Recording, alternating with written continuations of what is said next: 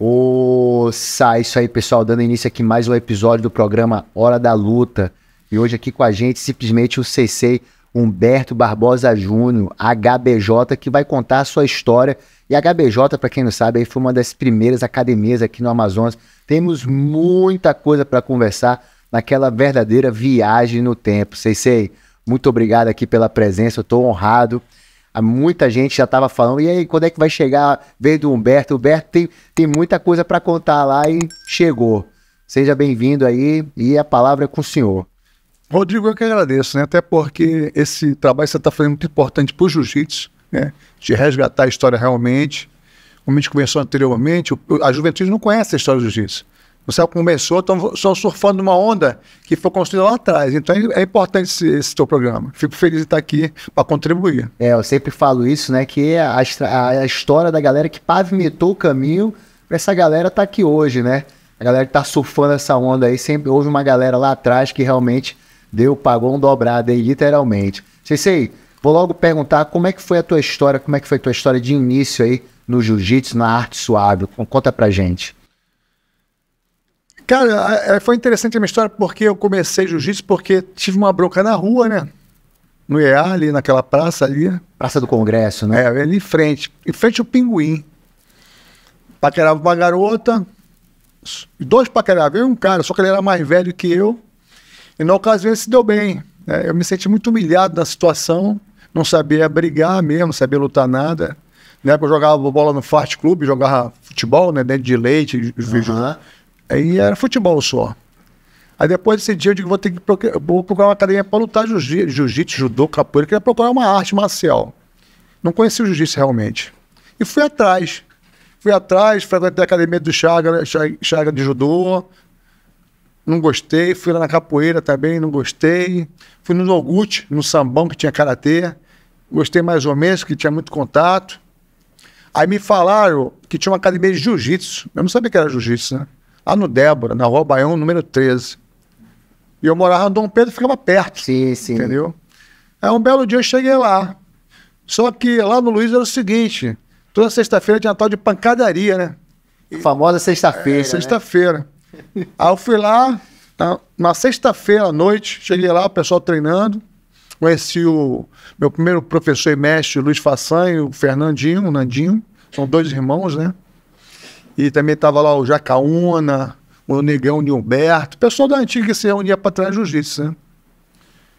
Aí perguntei se eu podia ficar ali para dar uma olhada. Ele falou, não, você pode treinar se quiser. Eu falei, pô, tá legal, vamos lá. Aí entrei, fiz aquecimento, porque o Luiz ele prezava muito a parte física, ele era nadador, né? Já aquecia, dava umas 20 voltas no quarteirão. Sensei, só desculpa te interromper, que já outras pessoas passaram e falaram aqui sobre a academia dos irmãos, né, do Façanha. E só pra gente ter uma noção, como era a academia? Era grande, era pequena? Como é que era? Era um galpão de madeira, atrás da casa dele, né? Ah, entendi, era atrás da casa dele. Ele fez pra treinar com os amigos. Né? Começou a chegar o pessoal pra treinar e montou a academia. Entendi. E aí era aquela lona verde mesmo, aquela lona que... Tradicional. Né? Que deixava o couro, né? Nossa senhora, e tinha que costurar de vez em quando, né? Porque ela rasgava, né? Entrava muito sem kimono também, porque o sol apodrece a lona. Entendi. Mas era um lugar maravilhoso, uma pessoa ali, até hoje a gente é uma família. Vocês se encontram hoje ainda? Sempre. É mesmo? Fiz essa camisa aqui, eu fiz um almoço na academia, antiga academia do Luiz Façanha, e levei o mestre Oswaldo, em homenagem ao mestre, né? Sim, aí fizemos lá um peixe assado, o mestre foi, aí foi o Luiz, foi o Nandinho, foi o meu pessoal da antiga Lilinho, o Roninho. Foi uma brincadeira legal, né? Pra comemorar em vida. Que legal. Então, eu fui lá no Débora, conheci a academia do Luiz, não conheci jiu-jitsu. Conheci lá, olhei o treino, naquela pancadaria, achei uma coisa, porra, meu irmão, o negócio pega aqui. Só que eu gostei. Eu gostei porque eu vi gente pequena ganhar do grande. Isso que me motivou a treinar jiu-jitsu. Uma arte marcial, o pequeno tem condições, se estiver bem treinado, de ganhar do grandão. Isso você ouviu no jiu-jitsu, não viu nas outras artes marciais? Não vi na outra. Então isso foi que me motivou a fazer o jiu-jitsu. Eu tinha 11 para 12 anos, comecei, né? Jiu-jitsu. E voltei feliz pra mamãe, eu quero treinar jiu-jitsu. Conheci uma arte marcial lá no Débora, pessoal, gente boa, me tratou muito bem, eu queria treinar. Ela falou, e quanto é que é? Era caro, sabe? Não era barato, não. Lá, antigamente, o pessoal valorizava mais que hoje em dia. Hoje o negócio tá meio solto, né? E era caro, só que eu queria treinar jiu-jitsu. Inclusive, eu queria treinar para brigar com esse rapaz, que teve essa treta lá na Praça do Congresso, né? Tem que ter o kimono, né, mestre? Pra começar, né? Tem esse investimento também. Era caro, não era tão fácil conseguir, né? Mas meu primeiro kimono foi um kimono reforçado, não foi o trançado. Depois eu consegui um trançado, mas foi o reforçado. Aí fiz a matrícula, comecei lá com o Luiz. Demorou. Aí voltei na outra sexta-feira lá para treinar no dia de pancadaria. Aí o Luiz falou assim, bota a guarda, é assim, bota a perna aqui, tira aqui, bate aqui. Digo, tá. Fizemos uma escolinha, né? Repetições. E no final tinha a pancadaria, né? Um soltinho que tinha. Um solto. Só sei que nesse dia, meu, peguei tanta porrada. Saí todo roxo. Não podia bater de mão fechada, só tapa e escala, né? O cara fingia que batia na cara, fechava e batia do lado. Cheguei todo roxo. Aí cheguei em casa, botei uma camisa pra dormir legal. Aí de manhã, mamãe, o que foi isso aí? Me acordou já tudo roxo. Falei, não, foi treino não. Eu não vou pagar você ficar apanhando não. Falei, pô, mãe, mas é treino. Vou aprender e vou me defender. Não, você não vai treinar.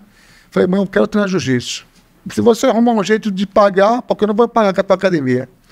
Eu falei, se eu arrumar um dinheiro para pagar, se eu posso? Se você arrumar, pode. Aí o que eu fiz? Todo dia que eu pegava o dinheiro do meu lanche do colégio, eu guardava, no final do mês pagava a academia. E comecei a treinar jiu-jitsu. Aí depois que eu comecei a treinar, aí veio o meu irmão Nonato, que a gente era muito amigo, e até hoje, né? Eu morava na Mendicera e morava do Duarte da Costa, no Dom Pedro. Sempre batia papo. Vocês cresceram juntos? Crescemos juntos lá no Dom Pedro, conhecemos no Dom Pedro. E é um irmãozão até hoje. Eu sinto até falta, viu, Donato? Você sumiu, não sei porquê, mas você sumiu, você sabe disso. Já tá tomando a chamada aí do mestre. É interessante porque nessa época do Luiz, né, inclusive morava a família Monteiro no Débora também, né? Eu lembro que foi treinar com a gente lá o Iano, que é o mais velho, depois foi o Guto, né? Depois se afastaram, acho que porque foram viajar, não sei, eles se afastaram lá, e depois voltaram um pouco. E nessa época eu vim a Manaus, em 87 foi, eu tinha pego a marrom 87 no Rio lá com o mestre Oswaldo, vim para Manaus. 87 já era marrom. Já. Legal. Aí o que acontece? Vim fazer o quê? Passar o Natal com a minha família, né? Aí, cheguei no dia 22 de dezembro aqui em Manaus. Aí, infelizmente, dia 24, meu pai passou mal e morreu no dia de Natal, dia 25 de dezembro. E eu, como mais velho da família, a mamãe falou assim, você vai ficar aqui em Manaus. Porque minha vida toda estava no Rio montado, estava com um apartamento lá com um amigo, dividindo. Aí tinha minha turminha dentro do Oswaldo que eu dava aula. Em Copa mesmo? Em Copa, lá em Ministro Verde de Castro. Legal, entre a Belfort Roxo e a Prado Junho. Sim, ali é o veneno ali. Sim. Eu tava feliz na vida no Rio, tava com a minha vida totalmente no Rio já trabalhando, dando aula, já tava marrom, né? Aí essa infelicidade... Uma mudança drástica, né? Drástica, porque eu vim passar o Natal com a família, né? Sim. Aí meu pai tava bem... Interessante porque os vizinhos lá perto da mamãe falaram que ele sabia que ia morrer. Interessante isso. Ele falou, tô esperando meu fechado do Rio porque eu sei que eu vou ter que ir embora. Aí o pessoal, que é isso? O nome dele era Humberto, né? Eu sou o Júnior. Sim. Que é isso, Humberto? Fala besteira. Só sei o que aconteceu. E eu não voltei mais pro Rio. E eu lembro que eu comecei a treinar de novo lá no Luiz. Nessa época o Luiz era formado em Educação Física. Aí foi fazer odontologia. Eu já estava mais graduado, comecei a puxar o treino lá, né? Tá com nível melhor.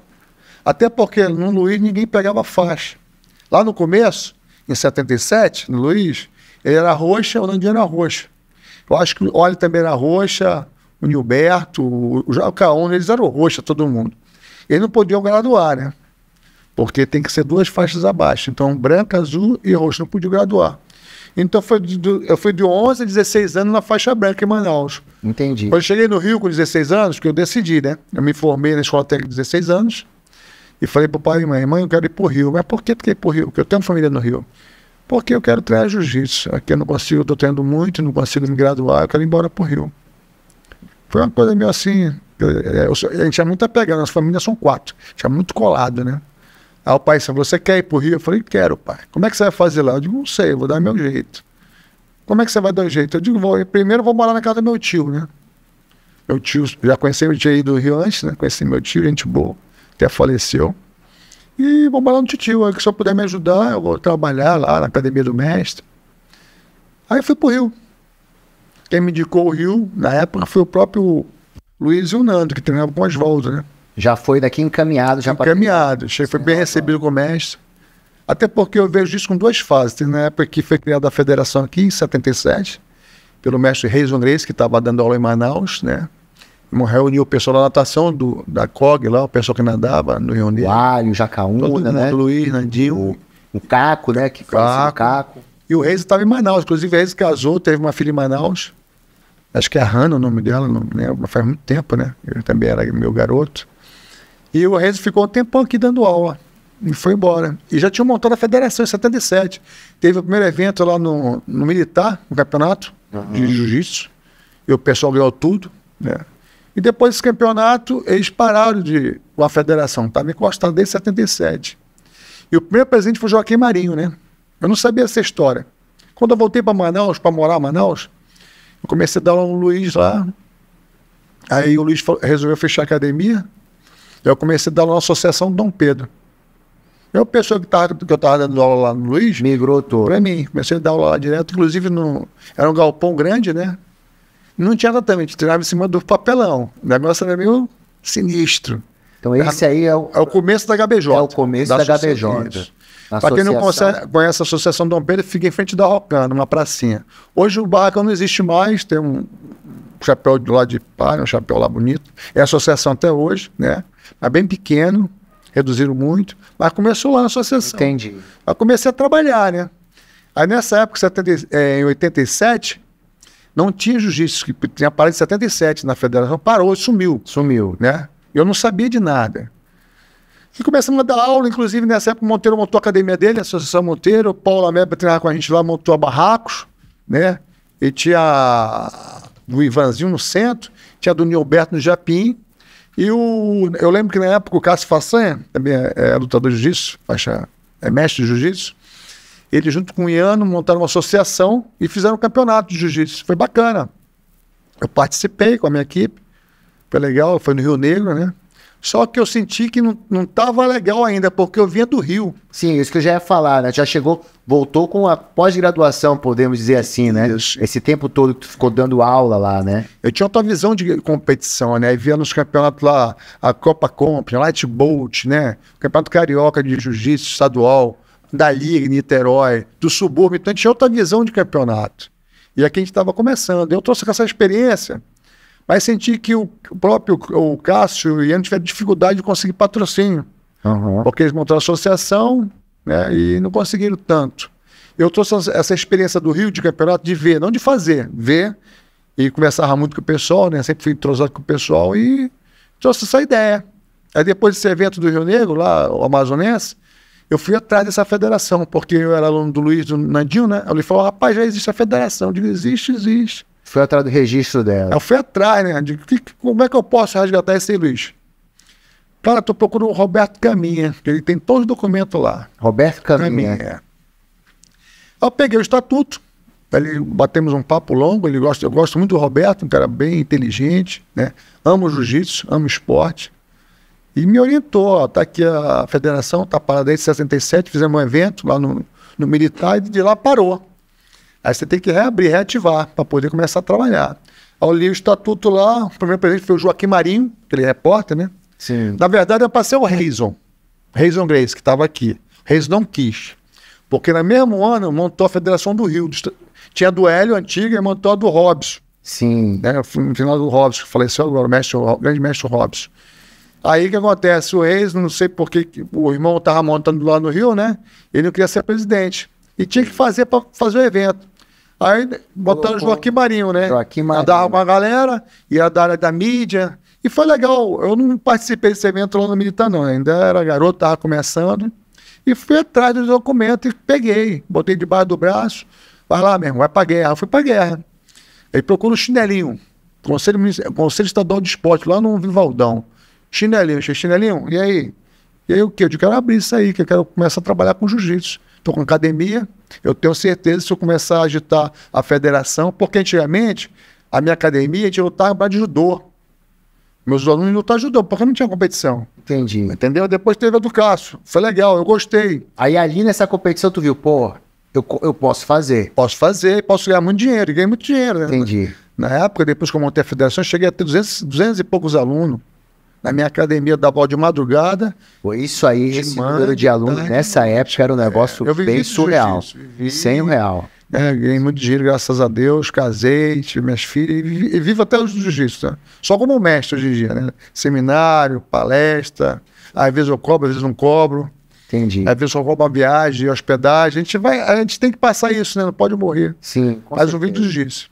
E seguindo a história do jiu-jitsu, cheguei lá com o chinelinho é o seguinte, como é que eu faço para reativar? Ele falou, Humberto, é o seguinte, tem que ter 3 academias com CNPJ. Tem? Eu falei, não tem. Então faz o seguinte, tu vai lá no FAT, no Rio Negro Nacional, pede uma procuração. São clubes atléticos, então eles têm tudo lá. Tem o futebol, tem a natação, tem o basquete, pode ter o jiu-jitsu. Pega a procuração que a gente resolve. Aí eu fui lá, falei lá com os presidentes na época, né? Aí me deram a procuração, aí abrimos lá uma reunião lá pela ata, aí assinei e me tornei o segundo presidente da Federação de Jiu-Jitsu do Estado do Amazonas, a FEJAM, a mais antiga. Sim. Aí comecei a correr atrás do campeonato. E como eu tinha muito aluno e alguns empresários, facilitou muito o meu trabalho, né? Aí eu comecei a fazer os campeonatos, aí comecei a massificar, porque na época, né, eu fui presidente de 91, 92, 93. Depois eu passei a bola para o Nonato, que era meu vice-presidente.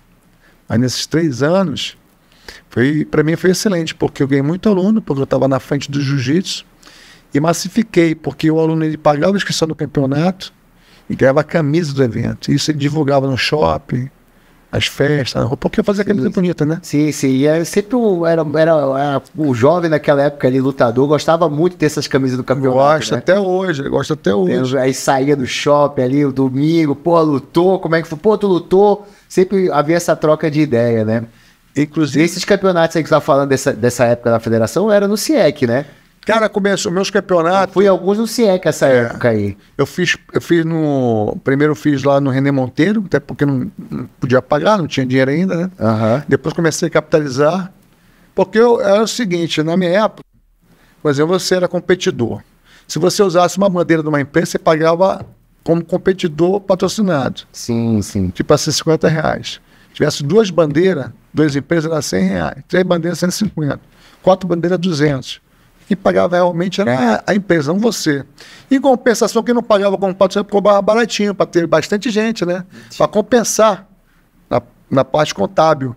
Uhum. Então, tipo assim, o não patrocinador pagava R$20 e o competidor 50. Se tivesse 2 empresas, 100. E para poder ter dinheiro para fazer as coisas. E dava para fazer.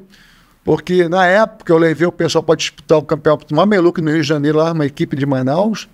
E levei o pessoal da outra academia, porque eu fiz a seletiva no Amazonense, né? Levei o Danilo Bauer, levei uma galera de outra academia, porque eles ganharam e tiveram direito a viajar. E com o dia da federação, eu comprei as passagens, aluguei apartamento de Copacabana, tinha tudo lá, comida, paguei a inscrição, levei eles para o campeonato, ainda sobrou dinheiro no meu bolso, né? É um prolabore que eu tinha direito. Claro. Pelo menos eu achava que tinha e tem, eu acho, porque você trabalhava, você dava o resultado, muita dedicação, muita dedicação, né? Eu gastava meu tempo, gastava o pneu do meu carro, a minha gasolina, tinha que ter um retorno. Então eu vejo que naquela época começou meio difícil, mas o jiu-jitsu é muito. O jiu-jitsu é universal, cara. O jiu-jitsu é incrível, né? O jiu-jitsu, ele, além de você conseguir conhecer muitas pessoas e criar amizade, ele abre portas. Porque você vai no. Tipo assim, teve época que o Arthur era prefeito, era jiu-jiteiro, né? Você vai no Tribunal de Justiça, lá o nosso desembargador, lá o Lafayette é jiu-jiteiro, da nossa época, né? Você vai em Brasília lá, com o ministro Fux é jiu-jiteiro, também faixa vermelha e branca, 8º grau.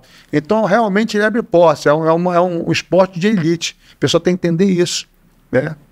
E comecei a montar os campeonatos, campeonato, e muito aluno. Essa época aí, tu falou do René Monteiro, para ir pro CIEC, então a época do CIEC foi a época áurea, já estava melhor, o jiu-jitsu já bem melhor, até porque no CIEC era um ginásio de colégio particular e tinha que pagar, né? Aí na época eu conheci o Carlos Braga, irmão do Eduardo Braga, que tinha o Mr. Pizza. Isso. Entendeu, lembra? Pô, era sagrado, o campeonato Mr. Pizza, né? Isso, era bem na entrada do CIEC do ginásio.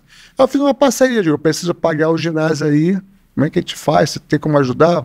Aí o pessoal come a tua pizza aí. Pô, ele lucrava muito. Eu garanto que o público vai ser bom, entendeu? Porque incrível que naquela época eu cobrava ingresso. Hoje não cobra mais. Sim. Que eu acho tem que pagar. Você faz um show, né? Sim. O Mica Galvão vai lutar, um exemplo. Ele precisa de dinheiro, que é um cara que já está elitizado, tem estrela lá, o pessoal vai ver. Não deixa de ser um show de luta, né? E outros e outros.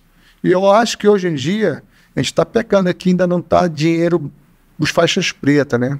Não só os adultos, mas também os masters. Porque quando você vai competir, Rodrigo, você tem que gastar em alimentação, As pessoas suplemento. estão só na arquibancada também não tem essa noção, né? Eu percebo isso.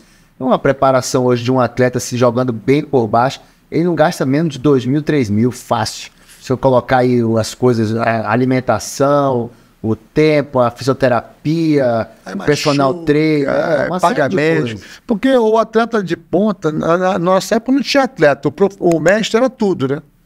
Era psicólogo, nutricionista, né? Isso. Hoje não, para você montar um cara de ponta, você tem que ter uma equipe. Isso tem que ter dinheiro, né? Só tem que entender isso, né? Hoje em dia tá legal, porque hoje a gente tem ajuda lá do Estado, da Prefeitura, que dá uma força. Tem uns patrocínios particulares, como a Samel, que deixa 2 dias nossa federação. É o que eu faço para dar feijão, né? Hoje em dia, eu sou diretor de marketing e evento. O Beto da Samel deixa o dia todo a ambulância lá para dar o suporte. E machuca, bota a ambulância. Então, se você for pagar uma ambulância 24 horas, tem um custo alto. Isso já ajuda muito, né? O ginásio lá, a fundação de alto rendimento lá, ela libera o ginásio. Só paga o quadro móvel, né? Quer dizer, vai facilitando as coisas. Nessa época do SEC, então havia essa negociação com o Carlos Braga. Então, ó, tu dá uma força aí, libera o ginásio e o pessoal come na pizza. Como é que funcionava? Não, porque eu trabalhava assim, tipo assim, eu chegava com você empresário, né? Digo, ó, vai ter um evento no SEC, a estimativa é de 1.000 pessoas de público rotativo, são 2 dias, sábado e domingo. E eu queria fazer uma proposta. Qual a proposta? Você me entra com dinheiro X, eu boto logo uma marca lá no banner de premiação, como é que dá o nome? Backdrop, né? Lá, dá logo a marca, boto nos banners ao redor do tatame, boto na camisa. Se você pagar R$1.000, por exemplo, eu boto logo a marca nos 3. Nos banners, lá no backdrop e na camisa. Ainda divulgo lá no microfone. Se você for só usar o backdrop, você paga 500. E negociava, né? Tem que negociar. Uma visão legal. Uma visão legal. E, tipo assim, como ele estava muito tempo no SEC, lá, o Carlos Braga, ele era muito amigo do dono. Já tinha todo uma... Aí fez tipo meio campo. Sim, tipo assim, Paulo Galsec, tipo assim, na época, um exemplo, puxando para cá, era 5.000, o cara fez por 2. E ajudou muito. Porque eu já tinha dinheiro da federação. Dava para pagar. E cobrava ingresso. E ajudou muito ele também, né? Também. Ele vinha, só tinha ele na entrada. Eu não deixava ninguém entrar. Era ele que vendia tudo. Tudo. Então ele se amarrava. Todo ano eu comecei a fazer no SEC. Esqueci pro SEC. E foi o auge realmente, né? Ali o pessoal... Vale tudo. E o pessoal ganhando camisa. E outra coisa interessante na minha época, eu achei legal, que tipo assim, o campeonato chegava nas finais. Eu parava a competição e jogava prêmio pro pessoal. Eles pagavam um ticket para sorteio de kimono, kit de vitamina, passagem pro Rio de Janeiro, para ver o brasileiro lá. Eu fazia tudo isso. Então era lotado. E você podia comprar a camisa também por fora, que eu vendia muito, que a camisa era bonita. Sim. Eu fiz uma parceria na época High Level, né? Uma marca forte do Rio, camisa padrão, e o pessoal comprava. Então capitalizei muito. E, pô, foi o auge. Pra gente, naquela foi o auge, né? Porque a gente conseguia botar, a gente lotava o SEC lá, pagando, e deu para levar o pessoal pro Rio. Eu comecei a conhecer o nosso jiu-jitsu, né? Porque o jiu-jitsu é o seguinte, teve 2 fases. A do Reison, que veio na época, que montou, plantou. Aí depois veio o Oswaldo, que fortaleceu com a técnica. Todo mundo passou na mão do Oswaldo, né? Todo mundo. Todo mundo, imagina, passou lá. Era o nosso porto seguro, o mestre Oswaldo. Você não tinha onde ficar, você ficava lá. Ele dava uma guarita geral. Muito, com certeza. Entendeu? Então, o meu mestre, o eterno mestre, mais que mestre, um pai, porque eu morei na academia dele, almoçava lá com a mãe dele, a dona Perolia, lá em Copacabana. Tem um carinho muito grande pela família do mestre Oswaldo. Infelizmente nos deixou, né? Tá outro patamar agora. Sim. Tá orando lá e essa época aí, né, de vocês lá na academia dele, foi tão forte na vida dele que muitos amazonenses escolheram isso aí depois, pegaram carona. E eu sou um deles. Eu cheguei lá para treinar, era da equipe do Arthur Mariano. E aí fomos lá para treinar, eu já treinava chão em outra academia. Mas aí quando eu falei para ele que eu era de Manaus, o tratamento foi completamente diferentes. Depois, todo mundo saiu, foram fazer outras coisas, eu continuei treinando lá, treinei lá 3 anos, né? E ele nunca me cobrou R$1. Não, Era cara, incrível, e só pelo fato de ser amazonense. Não. Eu achei isso muito interessante dele, O cara. mestre foi uma pessoa iluminada para o Amazonas no jiu-jitsu, né? Porque ele era uma enciclopédia viva, ele conhecia muito jiu-jitsu, estudioso. Se você fizesse uma coisa ali que ele gostasse, ele triplicava aquela variante no golpe. Ele tinha esse potencial mental. É a mentalidade, a visão dele de combate. De um é um golpe negócio era incrível. 4, 5. Era incrível. Eu tava em Manaus, mas sempre ia pro Rio fazer uma reciclagem. E como a coisa evoluía, eu pegava e trazia para minha equipe, né? Tanto que no Uma começo, época que não havia internet, então, no né? começo, nossa academia ganhava tudo. Depois veio a Monteiro, né? A Monteiro estava colada. Só que a Monteiro tinha uma coisa boa, tinha muita criança na época, né? O Xande, o Saulo, o William Couto, o Antônio Neto, aquela galera, era tudo criança ainda. Eu tinha equipe mais adulta. Quando o pessoal começou a ficar mais adulto, teve que trabalhar, faculdade, uns casaram, foi que a Monteiro chegou forte. Ela tinha aquela equipe de base, de garoto, e dominou geral, né? Aí já ficamos para segundo lugar. Como foi essa transição aí, mestre? Na verdade, só fazendo um parêntese, em duas coisas que o senhor falou. Primeiro, um nome que me chamou a atenção, o Danilo Bauer. Danilo Bauer. Um evento que teve dele, que eu tava lá, eu não sei se foi a primeira, acho que foi a segunda, uma luta dele com o Alberto dos Santos. Foi que, porra, aquilo ali pra mim mexeu muito comigo. Eu lembro da lateral do tatame, uma rivalidade incrível. Como é que foi essa... O Danilo Bauer é muito meu amigo. A família do Danilo Bauer é excelente. Até o Oséias, que é o irmão dele, que tem uma rede de posto de gasolina, ajudava muito o jiu-jitsu, muito. Entendi. Com patrocínio, ajudava os atletas. O Oséias, irmão do Danilo. Então o Danilo é o tipo do atleta que ele rende muito em competição, porque ele se motiva com grito, com chamar o nome dele. E ele cresceu muito nessa luta. E foi excelente, porque ele era amazonense, e o Albertinho veio para Manaus para dar uma no Cajinha, carioca, tinha experiência. Então foi surpreendente. Foi, eu lembro disso. E naquela época a gente trouxe também o Sonequinha, que treinava lá no Castro, lutou a final com a Juricaba, numa pesadinha. Então a gente fez muitas coisas boas pro jiu-jitsu naquela época. O pessoal não conhece essa história. Sim, né? com certeza não. Inclusive, a Monteiro teve uma época, ela trouxe o pessoal do Rio para lutar com o meu pessoal, mais adulto. Entendi. Entendeu? Uns faixa roxa para lutar. Um ganhou, outro perdeu, mas tinha essa competição sadia. Competição mesmo, sadia. Que gritava, mas isso aí ela é amigo. Porque o jiu-jitsu é o seguinte, às vezes ninguém fala com ninguém assim, mas se tiver uma confusão com outra arte marcial, a gente se une.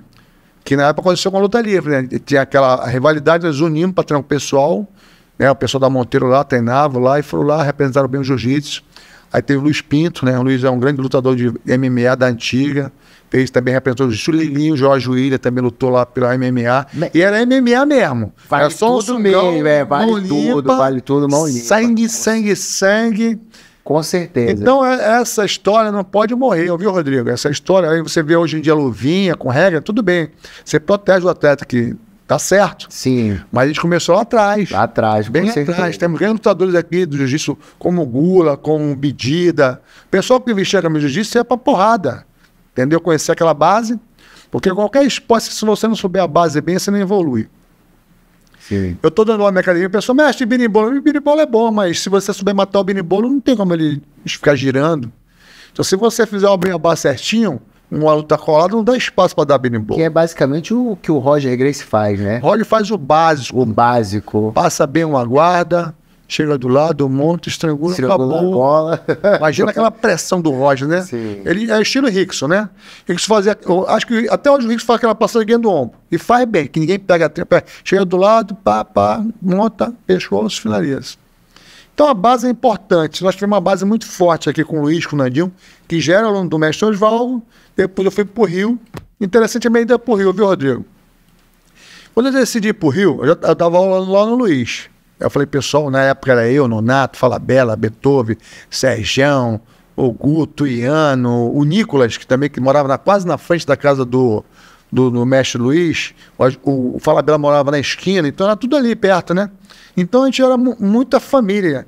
Sábado a gente ia pra lá, a gente fazia só malhar barra paralela, tocar umas tapinhas, luta sem kimono. Chegava lá tipo 10 da manhã, saia 1, 2 horas da tarde, bater aquela resenha bacana, conversar sobre o treino da semana. Porque como o Luiz fazia faculdade na época, então ele só tinha geralmente sábado para bater papo com a gente, né? Entendi. A gente ficava lá o sábado todo. A mãe, gente boa, o pai dele. A família Luiz é tipo assim, igual a família do mestre Oswaldo, abraçava todo mundo, fosse filho. Aí se fizesse uma comida, todo mundo comia junto, era muito bacana. Muita lembrança, muita saudade. Mas é porque não existe mais, Não né, existe mais, o aluno existe mais. com o professor hoje na sua academia de jiu-jitsu, né? Por diversos fatores, né? Então, o que acontece? Na época eu fui pro Rio, voltando um pouquinho, eu reuni o pessoal que eu dava aula, porque o Luiz não estava dando mais aula, né? E o Nandinho foi pro Rio fazer medicina, o Nando é formado em medicina, um excelente cirurgião, transplante de fígado é com ele, né?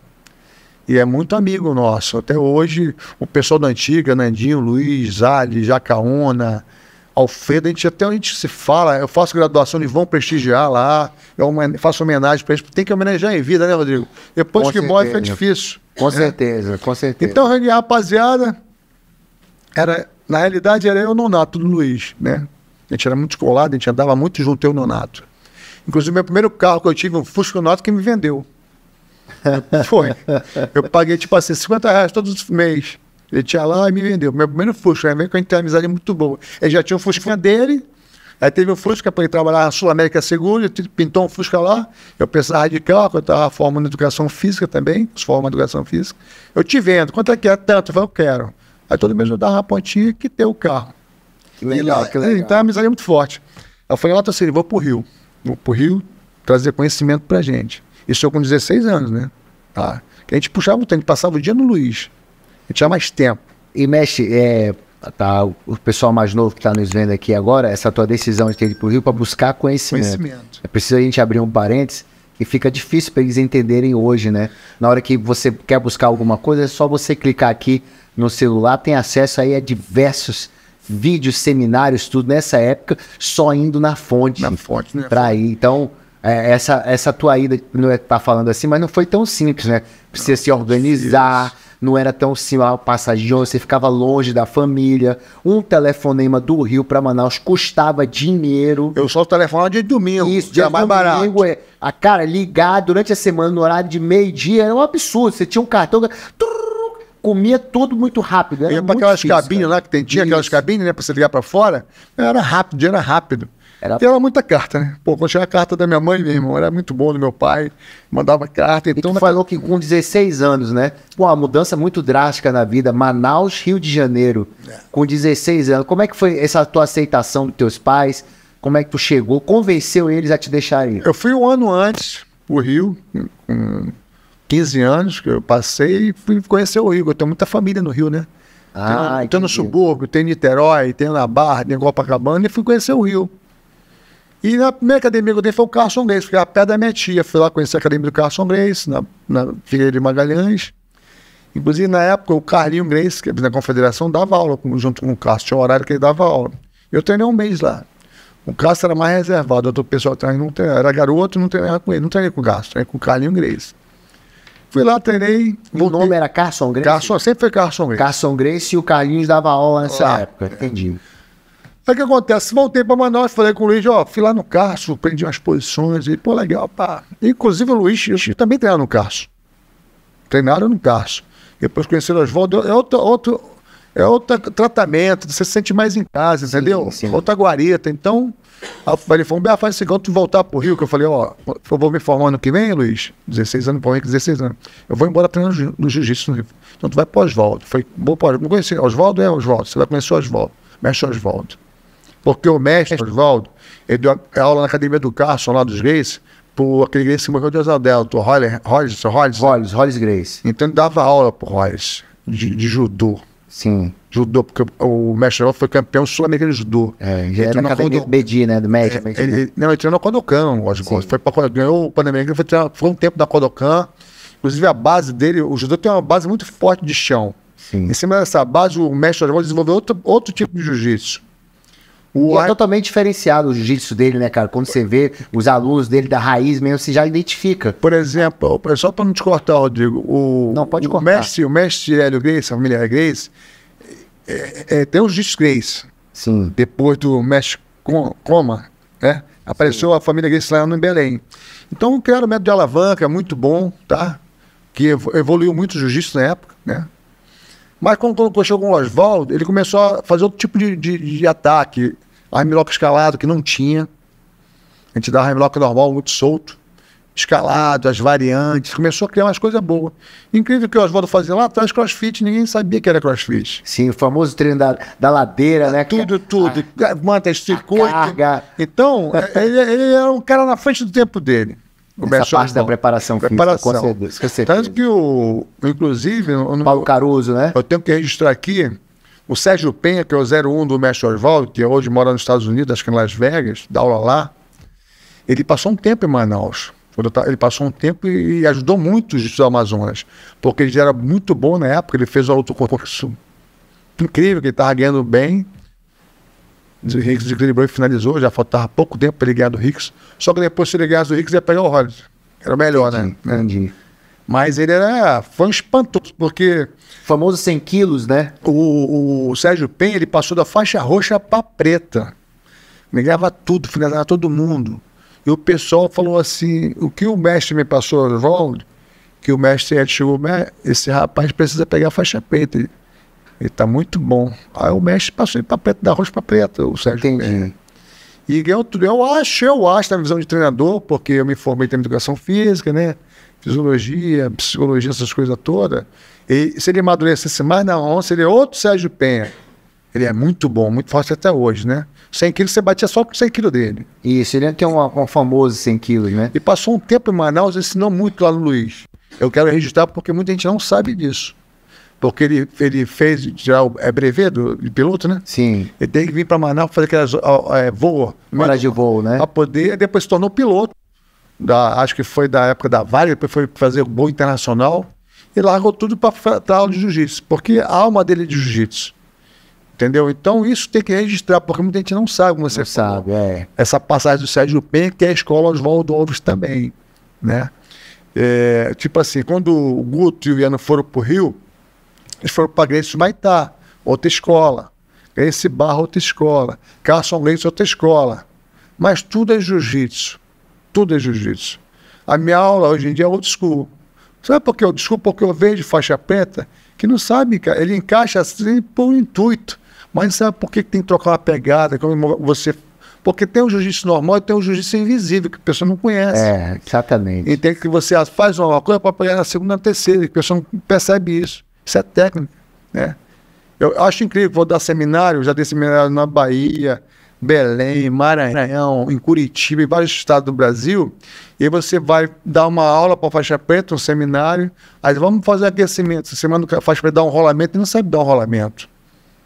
E aí é necessário saber, porque o rolamento, facilita você sair de um golpe, entrar num golpe. Então tudo é jiu-jitsu.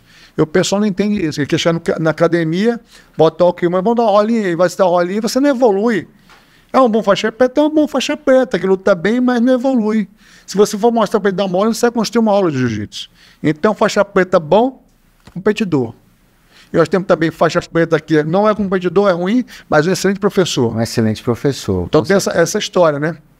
E eu acho que eu não evolui também tanto no jiu-jitsu no Rio, porque o mestre Oswaldo gostava para mim dar aula para mulher. Eu era espécie de dar aula para criança e para mulher na academia dele. Entendi. Ele me isolava para dar aula, eu não treinava muito casca grossa. Isso eu senti falta, né? Tanto que quando eu voltava para dentro, eu sentia dificuldade.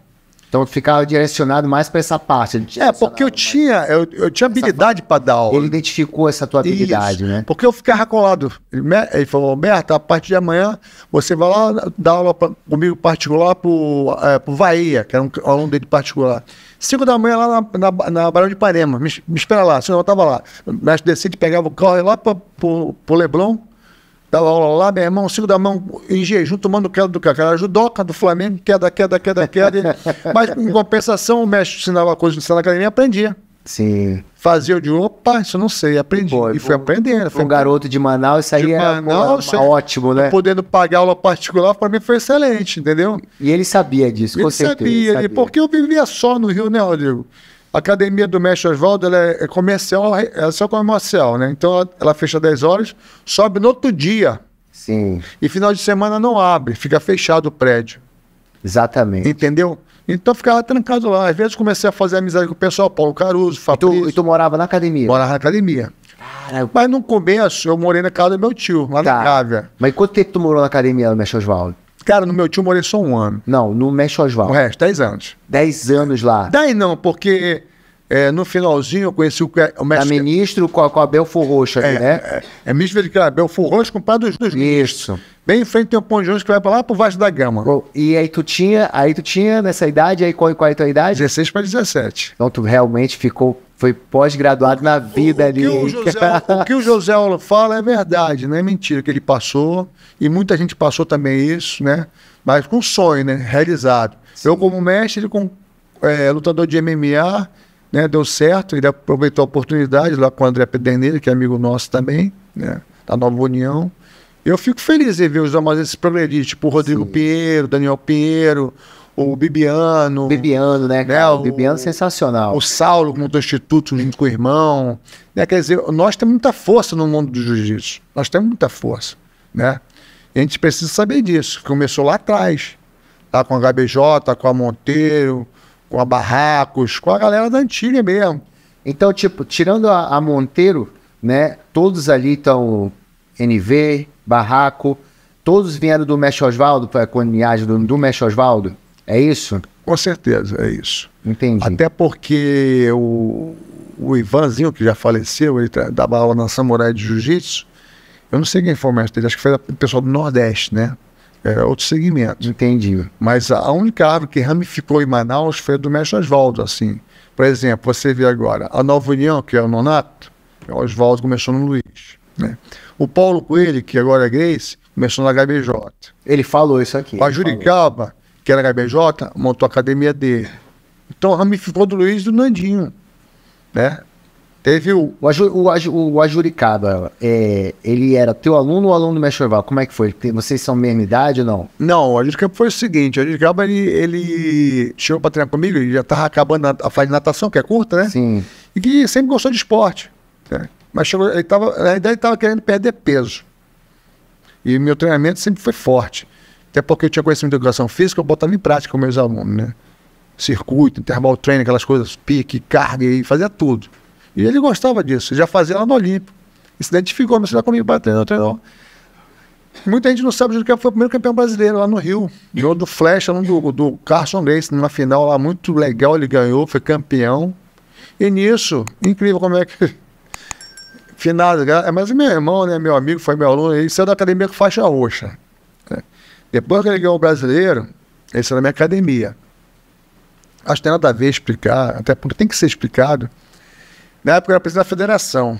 Quando ele veio do Rio, que ele foi campeão brasileiro, eu consegui patrocínio para ele. Ele tinha patrocínio. E ele queria que eu cobrasse como aluno normal. Eu falei, não, mano, aqui é o presidente da federação. Aqui é o professor Humberto. Não pode confundir as coisas. Se tiver 10 patos, você vai pagar 10, porrada aqui comigo, aqui acabou, não tem... Ele pagou e ficou chateado, eu acredito nisso. Foi meio assim, chateado, eu falei, pai, tem que entender. Aquele era o professor, aquele era o presidente da federação. Não podia aliviar, porque é uma coisa séria. Sempre queria uma coisa séria. Entendeu? Aí o Nonato também, que treinava comigo, na época eu voltei pro Rio. Quando eu viajava para fazer reciclagem, ele ficava na academia do Coronel Vitor, que é mais antigo que o próprio Nonato. Até mais antigo que eu também, só que ele era militar, eu não, eu jiu-jitsu o tempo todo. Aí quando eu ia pro Rio, ficava o Nonato. Na HBJ? HBJ, Coronel Vitor Nonato, na HBJ, claramente Sá. Entendi. Aí o que aconteceu, o Nonato, ele, não sei se teve algum problema na polícia, eu acho que acredito que não, na época não. Ele resolveu montar a academia dele. Era NV. Nonato e Vitor, que era o filho dele mais velho. Ah, eu queria saber sempre do V. NV. Entendi. E na época o Nonato era faixa roxa. Essas duas saídas, mestre, porque também hoje em dia é bem comum a pessoa estar trocando de academia. Nessa época, a gente está falando o quê? Início dos anos 90? 92, 92. Não, 92, 93. 91 não era só 91, não é 91. Como foi para ti, como treinador, professor, essas duas saídas? Foi uma coisa assim? Porque parece que tá falando foi coisa simples. Tipo assim, o Nonato é meu amigo até hoje. Sim. Ele que se afastou mesmo. Né? Por algum motivo particular, não sei. Né? Mas a gente sempre foi muito colado, desde o começo. Falou aqui que foi criado junto. Criamos junto lá, no Dom Pedro. Só que, tipo assim, na época eu era presidente da federação, eu criei normas. Montei lá o pessoal da diretoria, que eu tinha diretores na época. Faz isso, faz isso. Não dá pra fazer sozinho. Sim. Eu falei, vamos reunir esse pessoal aqui porque O aluno, quando você na academia, tem que pagar um salário mínimo para o professor poder sair. A não ser que eu não dê o aval. O professor deu o aval, assine, e não precisa pagar nada. Entendi. Se não tiver condição de pagar o salário mínimo, para lutar na outra academia, ele vai ficar suspenso sem lutar 1 ano. E o competidor não quer ficar 1 ano parado. Era difícil. Alguns encaravam e era Entendeu? muito complicado. E você perde, você não cresce. Sim. Eu criei isso lá atrás, né? E, meu amigo, tu quer ir pra academia do Rodrigo, mas paga aqui a minha grana aqui, cara. Que ela pagava, eu liberava.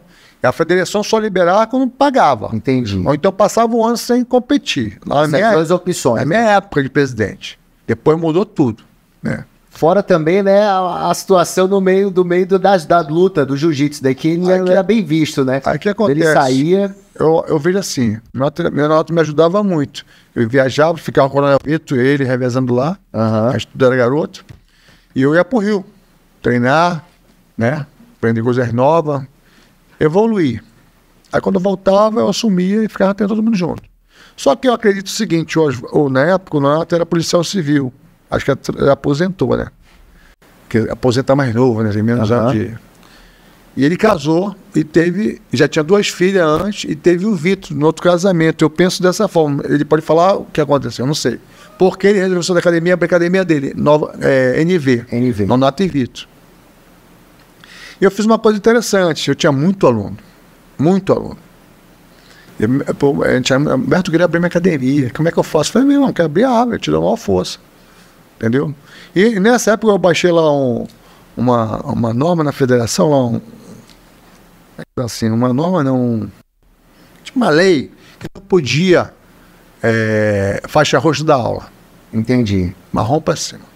Até uma forma de proteger a luta, né? Pra não banalizar, né? Aí o que acontece? Aí o Nonato era faixa roxa. Aí eu promovi ele pra marrom. Aí abri a academia dele, Nonato e Vitor, NV. NV. E o que acontece? Eu vivia do jiu-jitsu. Eu pagava minhas contas, me alimentava, vivia do jiu-jitsu. Nós tínhamos salário de policial. Aí, como ele dava aula muito pro meu pessoal também, pro nosso pessoal, quando eu viajava, tinha o pessoal que gostava de treinar com ele. Aí ele falou, pô, Humberto, eu vou na minha academia, eu te ajudo. Eu ajudei ele realmente. Ele abriu a academia dele. Aí eu digo, tem um pessoal que eu posso levar, eu digo, quem quiser contigo vai, irmão. Aí levou uma galera. E a academia dele começou a competir, a gente sempre foi amigo, não teve bronca nenhuma. Tanto que eu falo assim, não, tu foi meu primeiro traíra, hein, irmão? Treinando bem, né? Mas, pô, a gente tem que ajudar um ao outro, né? Sim. Sabe por que eu ajudei o Nonato? Porque quando eu fui pro Rio, irmão, morar no Rio, o Nonato, ele trabalhava na Sul-América Seguro. Não sei se tu lembra. Sim, eu lembro.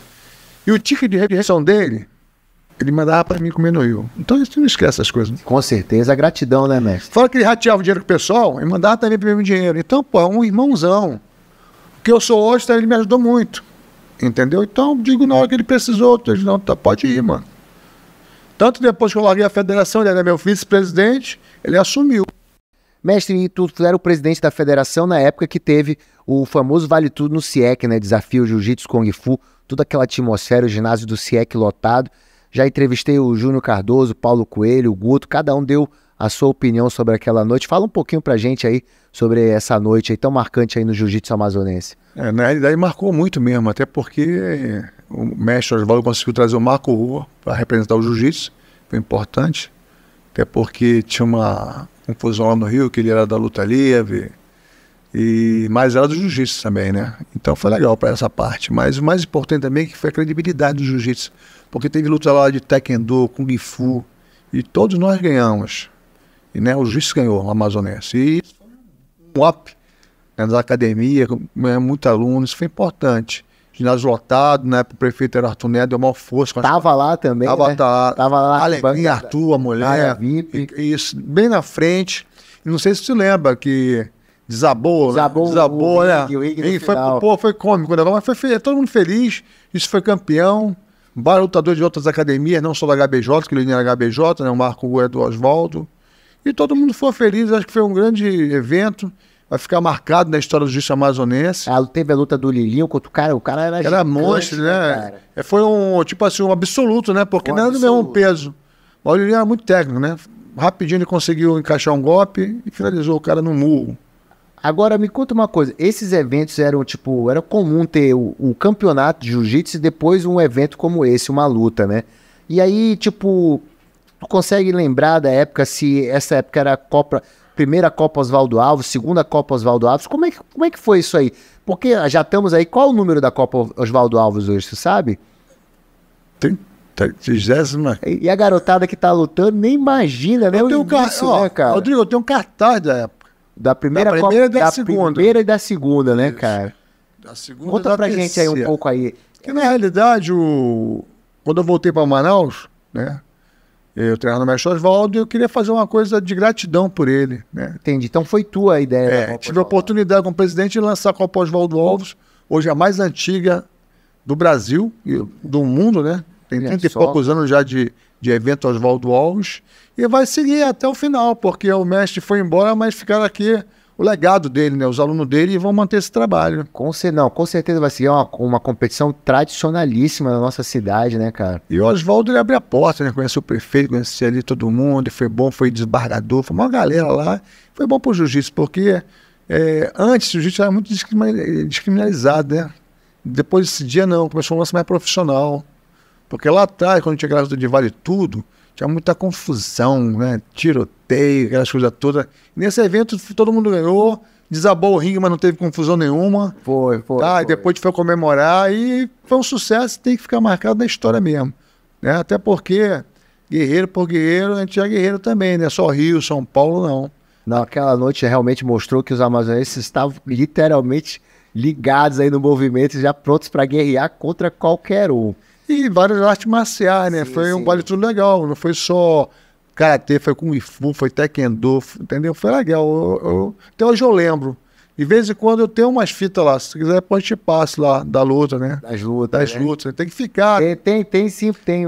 Tem na net também, né? Você procura. Tem umas imagens, mas elas não são tão boas, né? Algumas imagens de lutas no YouTube. Quem tem umas fitas boas, o Bonatti, o Homem Pedra, ele tem, né? Tem Olha, a gente vai pedir para colocar no canal isso aí. bom. importante. Porque fala e já joga um pouco da luta, né? Sim. Inclusive esse do CIEC, dessa noite aí, quem jogou ela no YouTube é um empresário chamado Frederico Lapenda. Eu não sei, daí ele bota essas lutas como se elas tivessem acontecido no Rio de Janeiro. Não, mas não é. Bom, a gente sabe, eu sei que não é, que eu vejo. Mas ele ele botou pra exibir lá fora. Entendi. Entendeu? Então ele coloca o Cristo Redentor, mas a gente sabe que foi tudo aqui. O Marco Ruas, a luta do Marco Ruas, tem do Júnior Cardoso, tem todas as lutas lá. O pessoal tem que entender, o mundo tem que entender que o jiu-jitsu passou por Manaus ainda. Sim. Depois foi para Belém, mas passou aqui.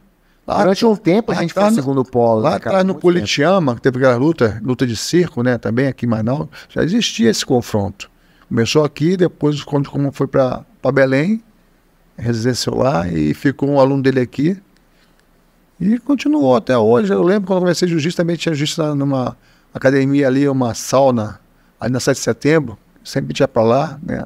Amigo do Luiz e do Nandinho. Isso já vem muito tempo, jiu-jitsu. Lógico que evoluiu depois da Mestre Oswaldo vestir a camisa do Amazonas. Então evoluiu muito. E eu vejo que é o seguinte, cara. Jiu-jitsu, ele é uma bandeira só, né? Às vezes o pessoal fica falando besteira que não conhece a história do Mestre Oswaldo, né? E eu fico até chateado, mas a gente tem que relevar, porque infelizmente é um ignorante. Sim. E sempre, infelizmente, vão haver essas pessoas que tentam denegrir, né, a imagem. Tem do Rickson Grace, você vai na internet, você vê falam do grande mestre Hélio Gracie, esses caras, pessoas falam mal, né? No Mestre Oswaldo. Essa polêmica É incrível. não é boa, né? Até porque, né? Não, e quando você vai ver, são garotos novos, cara, que estão com Conhece a história. 20 e poucos anos, aí falam um monte de besteira com a autoridade, entendeu? E não conhece nada, cara. Eu nem respondo mais hoje. Antes eu ficava, você tem que estudar um pouquinho mais.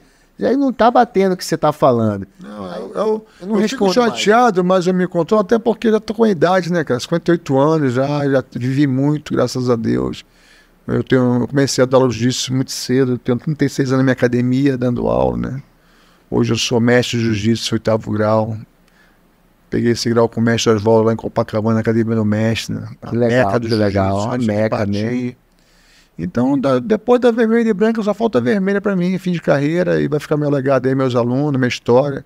Com certeza. Essa passagem aqui no canal. Hoje, exatamente, exatamente. Vai ficar para a vida toda. Eu acho que a gente tem que deixar coisas boas que vão ser lembradas no futuro, né? E exatamente por isso que a gente vai entrar nesse assunto agora, né? Que a gente vivia uma outra época, né? Na época lá do jiu-jitsu dos anos 90. Mas me falou aqui, antes da gente começar a entrevista, um fato que eu não sabia, né? Me conta pra gente essa situação com o Walid, lá em Copacabana, como é que foi, enfim, conta pra gente aí essa história. Na realidade, a bronca com o Walid começou em Manaus, né? Entendi. Porque aqui em Manaus eu andava com o pessoal do Dom Pedro, lá do Luiz, e andava com o pessoal lá como é o nome? Vila Municipal, né? O pessoal. E o Walid sempre foi polêmico, o Walid sempre gostou de brigar, acho que estudando Dom Bosco. Eu não conhecia o Walid, mas a gente tinha essa treta aqui de Manaus, realmente, né? Por causa de equipes diferentes. Já se viam, já se diferentes, né? Entendi, mas você já se conhecia, já se viu. Mas sempre foi um grande guerreiro, sempre gostou de brigar, lutar, inclusive eu gosto também, sempre gostei de brigar mesmo. E foi pro Rio, ele estava também no Rio. E ele não esqueceu a treta de Manaus. Entendi. Não esqueceu. Eu já tinha esquecido, até porque a gente era mais jovem, né? Era coisa de turminha daqui, dali. E tinha uma mágoa, não sabia. Só sei que a gente começou a se encontrar em campeonato e sempre ele começava a debochar, falar um monte de coisa aí, legal, ruim pra mim pra caramba. Eu escutava, falava pro mestre de volta, deixa pra lá, o Paulo Carlos, deixa pra lá. Só falava. Mas nunca chegou a tocar. Entendi, mas sempre instigando, né? Aí tinha o pessoal dele com o Reis, né? Com o Renzo. Mas todo mundo é amigo, né? A gente é amigo, nós somos grandes amigos. A gente se fala muito pelo Instagram, né? Ele curte as minhas coisas, eu curto a dele. Legal. Hoje a gente é amigo. A gente sempre foi amigo do jiu-jitsu, né? A gente tinha a nossa treta de... Porque o lutador, ele gosta de lutar, né? Gosta de se medir, né, cara? O Walid é um grande lutador amazonense, até porque ele ganhou dos gays todos, né? Se você for avaliar, ele é um... Isso ninguém pode tirar. Não pode tirar e vai morrer com ele. Só que na época, ele era roxo, eu acho que era roxo, também era roxo, garoto, a gente era garoto. E tinha essa treta. Aí o campeonato, acho que foi a Light Bolt ou Copa Compre no Fluminense, foi sábado e domingo. No sábado eu ganhei 5 ou 4 lutas, não lembro bem, 4 lutas, 5, fui pra semifinal. Ganhei no sábado 4 lutas, fui pra semifinal e final no domingo, lá nesse campeonato no Rio, né? Ele era da equipe Carlos, eu era da equipe Oswaldo. E na semifinal eu lutei com um amigo meu que treinava com o Marcinho dos Santos, que também era aluno do Oswaldo, treinava em cima do prédio lá no 6º andar. O Oswaldo era no 2º. E de vez em quando a gente lutava, Wagner, o nome dele. E a gente sempre treinava junto, Wagner. Aí na semifinal eu fui chamar o Wagner para guarda, porque eu gostava de chamar para finalizar. Se eu não finalizasse, eu não ganhava por ponto, era a minha luta. Entendi. Difícil ganhar por ponto. Ou eu finalizava, ou batia, mas não fazia ponto. Tinha um jogo muito terminado. Já buscava isso aí. Só quando eu chamei o Wagner para guarda, naquela época podia o bate-estaca. Naquela época podia, né? Caramba, hein? Eu não queria imaginar que ele ia me socar, cara. Pô, até pela amizade, a gente era amigo. Ele treinava com o Acima, a gente treinava também no Mestre Oswaldo, descia para treinar com a gente. Tinha amizade, conhecia um ao outro. Só que ele me socou. Bati a cabeça no tatame, meio atordoado, ele passou minha guarda, ganhou por ponto. Não me pegou não, ganhou por ponto. Aí quando eu levanto a cabeça, quem tá lá, arquibancada batendo assim, no alambado, feliz da vida, o Walid. Tava batendo lá, perdeu, para aí. Um jeitinho característico, né? Dele. Aí eu fui lá. Eu falei, pô, meu irmão, qual é a tua? Pô, a gente é de Manaus. Você vive me xingando aí, pô. Ele tava com o braço engessado, né? Eu falei, pô, cara, a gente vai brigar agora. Mas quando tirar esse gesso, a gente vai brigar. Pode marcar isso aí. Aí ele falou pra mim que eu não esqueço. Quem vive verá. Eu digo, quem vive vai ver isso aí, então. Entendi, agora entendi. Aí botei o kimono, eu fui embora. Triste, né? Perdi a semifinal. Era pra me ser campeão. Botava uma luta final e ia ganhar. Não esperava só bate-estaca do meu amigo Wagner. Perdi, fui embora. Passou um tempo, a gente marcou uma luta ali. A gente não tinha, onde se encontrar a gente vai brigar. Tá fechado, quem vê verá, beleza. Passou um tempo, não sei se foi um mês, 2 ou 3, eu sei que um belo dia, eu tava voltando da academia do mestre ali, cruzando a Figueiredo, com a Barata Ribeiro. Depois do treino. Depois do treino. Cansado, mexe Oswaldo ainda, meu irmão. Depois do treino, E eu treino de tarde com Careca. Não, eu tava treinando com Careca. Depois que eu marquei a luta com o Valide, que a gente fez esse negócio, eu ia cedo pra treinar muita pancadaria, aí ia pra casa, tomava um banho, lanchava e voltava pra treinar conversa de volta de noite. Entendeu? Entendi. Tava voltando no treino normal, específico só de pancadaria, de porrada mesmo. Tinha marcado a briga com o cara, tava treinando. Eu pesava 66 e pesava 72. Entendi. Eu lutava no peso e lutava no leve. Ele era mais pesado que eu, tinha que treinar. Aí eu tô voltando lá, cara, que eu atravesso a Barata Ribeiro, quem sai de uma lanchonete lá de suco. Tem muita loja de suco lá, né? Sim. Do Rio, né? Copacabana, com certeza. Ali, pô. Eu, Careca. Pra quem não conhece Careca, é meu irmão, mora em São José dos Campos. É o mestre do André Galvão, né? Ele é o mestre do André Galvão. Conheceu o André Galvão faixa branca, pegando azul no mestre Oswaldo. Né? Cara, que eu atravesso a Figueiredo e ele sai do nada. Com a mochilinha aqui, aquela trançada preta, não lembro que fosse hoje. Aí ele olhou pra minha cara, assim, fez assim com a mochila, tirou. Olhei pro cara que vai pra dentro. Já vai começar. Já joguei a chinela pro lado e a porrada começou. Porrada. Foi legal, foi sadio. Ninguém morreu. Copacabana. Depois de Copacabana. Depois dessa confusão que nós brigamos lá, né? Viramos amigos. Incrível que ele outro dia foi atrás de mim, lá no posto 4. Levou lá a galera do Carson. Aí eu briguei com o Casimiro, final Casimiro. Né? Inclusive o Casimiro era tio do Dinozinho e do Dieguinho, né? De novo, Castelo Branco. Sim, sim. Aí brigamos no domingo lá na Copacabana com o Casimiro. Mas todo mundo de Manaus, cara. A banca de Manaus a gente levou pra lá, não tem nada a ver, mas garoto ainda, a gente não tem. Hoje nós somos grandes amigos, graças a Deus, eu e o Valide. A gente eu curto muito a vida profissional dele. É um cara vencedor. E macho, né, cara? Macho pra caramba, cara do jiu-jitsu. E por falar em macho, depois que teve essa treta entre a gente, que a gente trocou umas porradas igual pra Copacabana lá, depois a gente encontrou, voltamos à amizade, começamos a nos falar. Aí um belo dia eu tô em Manaus, tava trabalhando pela federação, né? Traz de patrocínio pro campeonato. Eu chego na academia, eu vejo um carro, Carson Grace, um adesivo. O pessoal não usava Carson, era Oswaldo Alves, né? Aham. Não tinha nem adesivo Oswaldo, mas Carson não tinha ninguém com Carson. A gente, a bandeira era Oswaldo Alves. Olha aquele carro, Carson Grace, eu fiquei, quem será que tá aí? Quando eu entrei, não era o Valide, cara. Sentado lá dentro do tatame, lá batendo papo com a galera lá, de kimono. E aí, vamos dar um treininho? Eu digo, bom. Aí nós treinamos lá na Academia HBJ, lá. Ele foi lá pra treinar, Foi então. lá. Chegou e já tava de kimono. Aí foi kimono, não foi... Aham. Aí demos rolinha lá, ele sempre aquele juiz kamikaze, né? Que não gosta de perder. É o estilo dele, né, cara? Qual tem seu estilo. Aí treinei com ele, depois judicava o treino com ele, aí ficou de boa, foi embora. Aí, depois de muito tempo, eu me tornei secretário de esportes, adjunto, né? Na época do Eduardo Braga, o Janjão Janjão não era Janjão, Jurema e eu. E ele trouxe pra cá pra Manaus o Jungle Fight 1. Jungle Fight, que foi um marco, né, cara? Começou tudo, né? Com o senador que ele trouxe do Japão. O Enoch Bobaye. Fizemos lá no Ariel Tower. Cara, aquilo ali foi sensacional. Foi sensacional. E eu acredito que do evento a Secretaria de Esporte contribuiu bastante.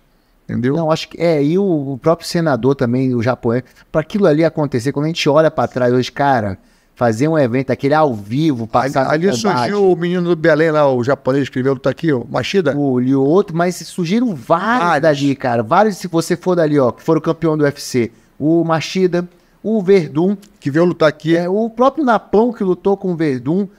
Cara, uma galera passou ali. Isso, olha lá, em 80 e pouco, né, cara? 80 e pouco não, 90... Não. 2003. 2003, isso aí. Confundi, 2003. Foi. Então, você vê, né, o Valide contribuiu muito, contribui até hoje. O pessoal fala mal do Valide, assim, em termos de bolsa, mas ele lança o cara no mundo da luta. Não, e tu falaste uma coisa interessante, né? Ele contribuiu na época lá de como lutador de diversas formas, levantando polêmica, luta... E trazia patrocinador das declarações dele, a galera queria ver aquela luta, ele sabia promover a luta, né, cara? Depois pegou, fez um evento, lançou um monte de gente, né? Então, pô, é um cara... O próprio José Aldo lutou de Jungle Fight. O José Aldo, o Louro, que era contra o Fred, né? Fizeram uma luta contra o Fred Paixão, foi uma luta muito boa também. Pô, cara, a gente ia poder passar bom tempo aqui falando de Jungle Fight. O Valide é um cara que merece respeito pelo trabalho. pelo que ele veste a camisa do jiu-jitsu, cara. Ele veste. Né? Eu acho legal isso nele. Ele é jiu-jitsu 100%. Né? E, inclusive nesse Jungle Fight 1, que eu era secretário de esporte, né? Adjunto, né? Adjunto. Eu que articulei tudo lá, porque tudo passava na minha mão, da parte de patrocínio. Sim. Acho que ele tem um parentesco com o Omar também ajudou. Mas foi pro bem do esporte. Dali, o Jungle Fight foi pro mundo todo. Hoje ele tá no mundo todo, graças a Deus. E ele ter passado, tipo, ter sido lá no Ariaú, isso vendeu muito pro mundo, né, cara? Vendeu o Amazonas, porque tu lembra que o senador chegou nadando, cara, no rio, cara. Pô, mas o gringo gosta disso, né, cara? Que loucura, que loucura. Chegou com macaco também, né? Não, eu lembro tudo de tudo, eu tava lá, inclusive o Careca veio aqui, o mestre tava comigo do meu lado, trouxe ele pra cá para ver o evento, né? E explodiu porque ele é um cara de marketing muito forte. Não, ele é né? muito forte. Ele articula, ele fala, ele faz polêmica, mas tudo pro bem do esporte. Isso que é legal. O pessoal tem que ver dessa forma. Também. Entendeu? Também. É aquilo, né, cara? Todo mundo tem a imagem, né, que ele passa. Tem o lado positivo e o lado negativo, mas, enfim... Mas se botar na balança, Rodrigo, ele ganha muito. Com certeza. Entendeu? Com certeza. Eu tenho o maior respeito por ele. Tudo que ele posta no Instagram eu curto. Faço homenagem, porque eu sei que ele foi importante pro do Amazonas. Sim. E pro Mundial também, porque sempre como se ele lançou esse pessoal pro UFC. Bicho, só é um país errado. Senão, se ele nascesse na América, ele tava tomando conta do UFC. Com certeza. Seria um grande empresário, quem sabe até estaria no boxe, né? Com certeza. E dá mais dinheiro. Lançando vários atletas. Mestre, eu não poderia deixar também na tua presença aqui, né, uma coisa que me chamou muita atenção, assim, se pudesse definir qual era o grande diferencial do treino do mestre Oswaldo. Por que ele fazia tantos campeões?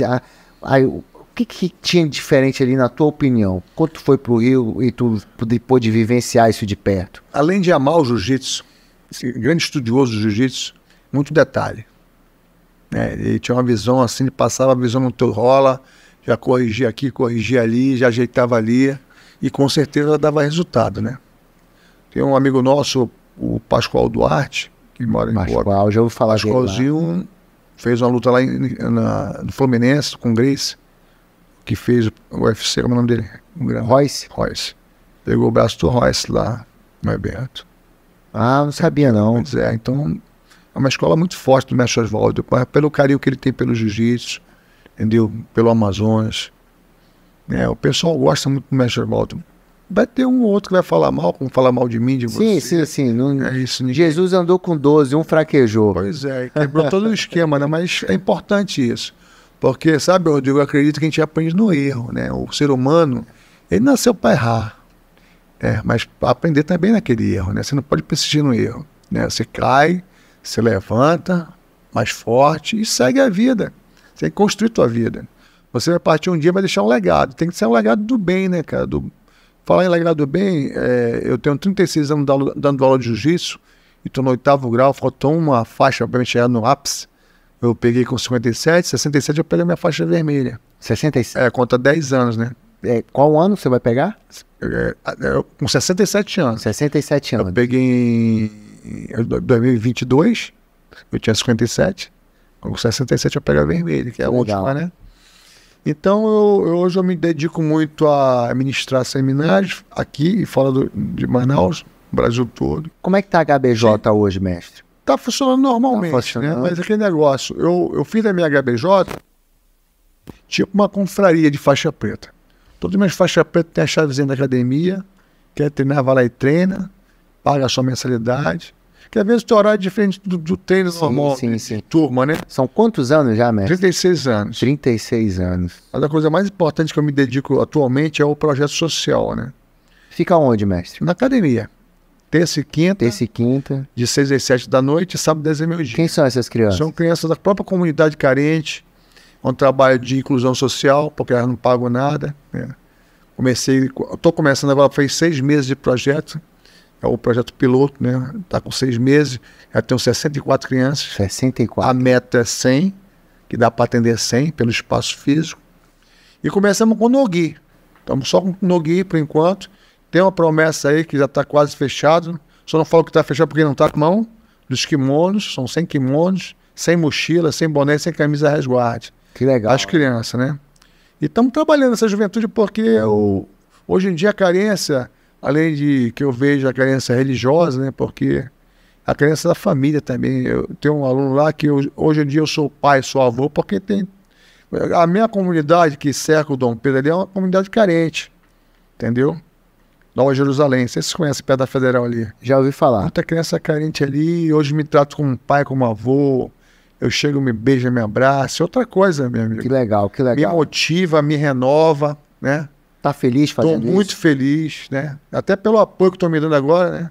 Porque eu nunca trabalhei. Meu primeiro projeto, 36 anos dando aula, meu primeiro projeto social em dar aula de graça, realmente. Ninguém paga. E como surgiu essa ideia, mestre? Tu sentiu que estava na hora Essa de ideia fazer surgiu essa até doação? pelo meu nível, né? De dentro do jiu-jitsu. Eu era vermelho e preta, 7º grau. Aí o Oswaldo me graduou 2022, 8º grau. Eu digo, eu tenho que fazer alguma coisa, um legadozinho que eu vou deixar. Vou ter que renovar a minha equipe. Porque eu tenho mais de 200 faixa preta que eu já formei. Mas tem a vida dele, né?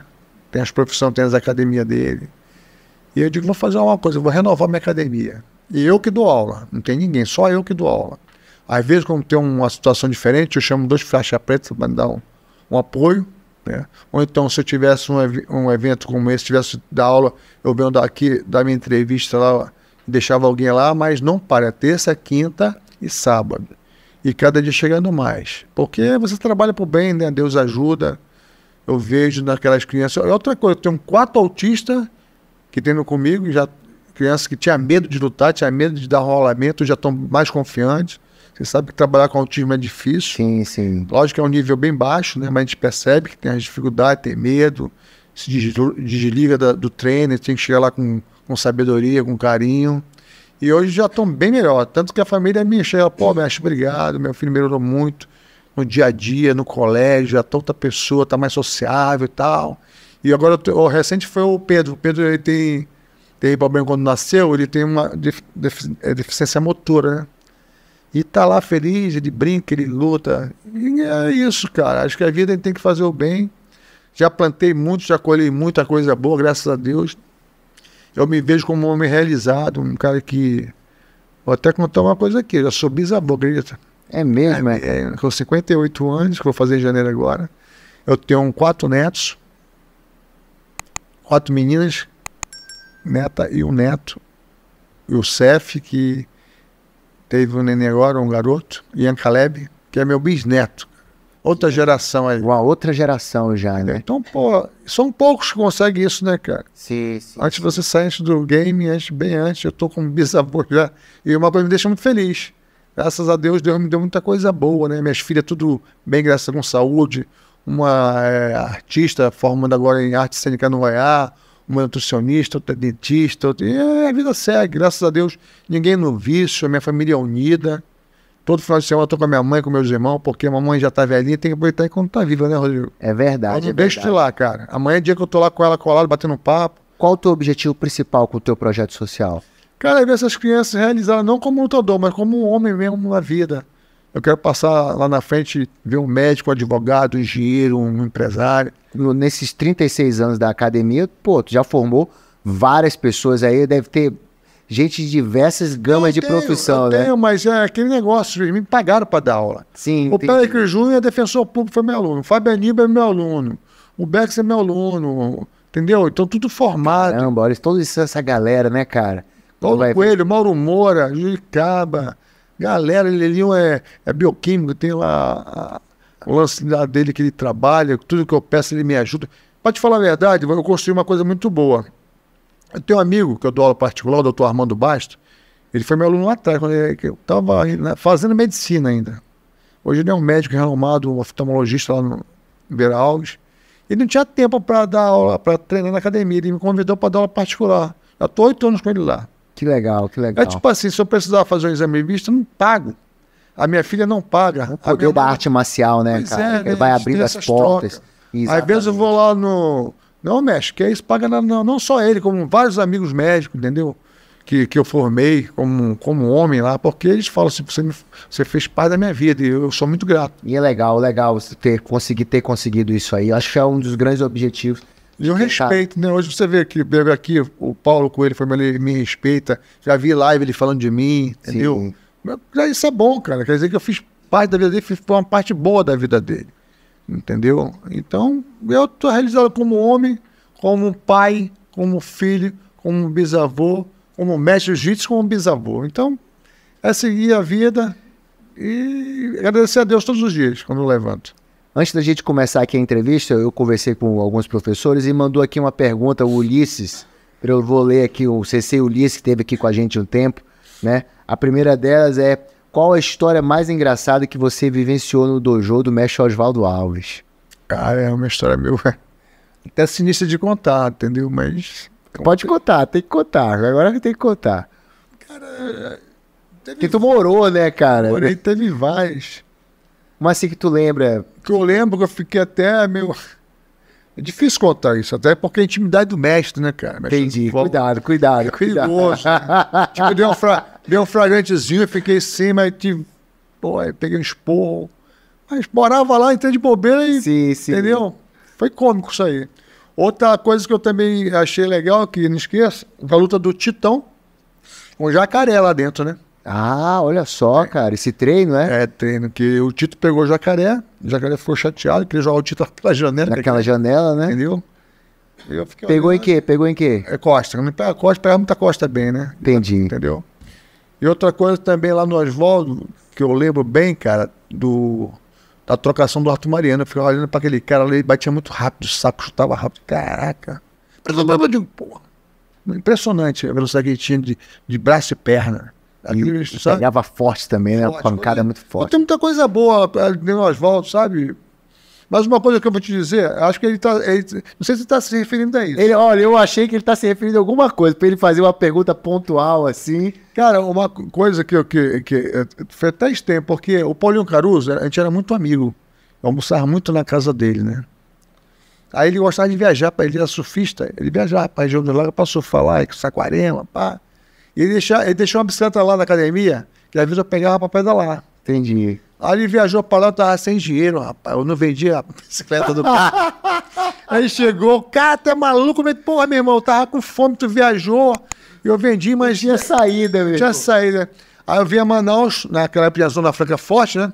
Aí veio os 2 tênis importados, ele foi amarradão, aí matou a parada, mas foi cômico, porque tu é louco, como é que tu vendia a bicicleta? Eu digo, cara, não tinha outra história. Tava com fome, não podia roubar, vendi, mas depois... Isso aí só pra quem morou no Rio de Janeiro, dentro da academia, que sabe o que é isso, né, meu irmão? Eu não sei se é isso que eles estão querendo falar, mas essa aí é cômico, porque é incrível o que eu fiz, né, cara? Sim, e o Paulinho, parceirão, amigo, pô, deixa eu pra lá. Digo, não, mas contrapartida eu vou te dar um presente. Ele ficou feliz com os tênis também, que Nike naquela época, né? Só tinha aqui, né, cara? Só tinha aqui. Entendeu? Nike é o... Mas eu acho que foi isso, Ulisses. Depois, se tu vier aqui, tu corrige. A outra que ele mandou é: qual a maior lição que o mestre Oswaldo te ensinou, que você aplica até hoje na sua vida e dos seus alunos?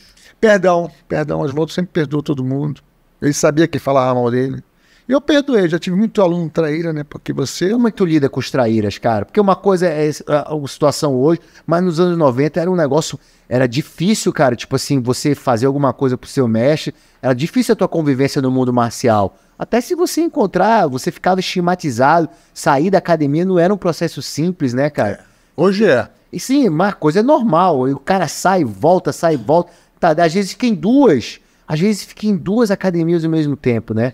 Eu acho meio estranho, mas, assim, conta pra gente aí, como é que tu lidava com isso, das saídas? Porque são 35 anos, 36 anos. Como é que foi? Teve alguma que te marcou? Você, pô, esse cara eu não quero mais falar com ele nunca mais. Na minha época, lá atrás, como eu te falei, Donato, ele montou a academia dele e liberei todo mundo. Eu brinco, foi meu primeiro traíra. Ele levou uma galera, mas achei normal, porque ele fazia parte da HBJ, Donato. Entendeu? E outra coisa, lá atrás eu cobrava. Eu vivia daquilo. Então tu pagava meu serviço. Era mais fácil aceitar o traíra. Entendi. Hoje em dia é mais difícil. Você pega o garoto no meio da rua, sabe? Aí você faz, ele se torna um grande campeão, ele ganha dinheiro pra caramba, te esquece. É difícil, né, cara? Porque você se doa a pessoa, você vai atrás de patrocínio. Sempre achei essa parte mais difícil como treinador, sabe? De ser um professor, estar à frente ali numa academia, essas situações das saídas, assim, nesse caso que tu falou, no cara que paga a mensalidade. Eu acho que eu não tive essa experiência, vou ter agora com projeto, eu nunca tive projeto social. São crianças totalmente carentes, não sabiam lutar nada. E tu tá oferecendo tudo, né? Eu tô Titi, dando né, cara? tudo. E outra coisa, eu que dou aula, eu tô vendo a evolução em 6 meses, já estão voando já, e com vontade, trazendo amigo, entendeu? Então, essas crianças, se me terem lá na frente, acho que eu vou sentir, não tive esse gostinho de sentir, não. Né? Eu sinto pelo Marcinho, não sei até que ponto o José Aldo ajuda o Marcinho, que ajudou muito na vida dele. Eu sinto pelo Careca aqui do André Galvão, que tá muito rico lá fora, não sei a que nível ele ajuda o Careca, entendeu? Eu sinto por eles, porque foi o pessoal que não pagava academia.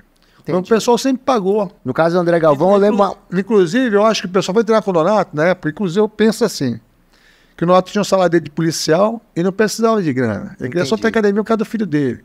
Então, muita gente pagava pouco, não pagava. Não, lá na academia todo mundo pagava. Todo mundo pagava, já tinha essa mentalidade. Só que não pagava lá era o Nonato e o Coronel Vitor, o resto todo mundo pagava. Entendeu? Entendi. Então, quando o Nonato montou, as pessoas foram para lá porque facilitou. Foi uma coisa boa? Eu acho que não. Porque você prostitui a arte marcial. Sim, sim. Você fortalece aqui a tua equipe, mas daqui a pouco ele vai te trair também. Vai abrir a dele, vai abrir, vai começar. Ou vai para outra academia, porque, meu amigo, a vida é isso. Né? O que faz o anzol é o gancho e volta. Né? Graças a Deus eu estou feliz, nunca tive um traíra, saiu, mas pagava a academia, então não é traíra, ele pagou meu serviço e pagou bem.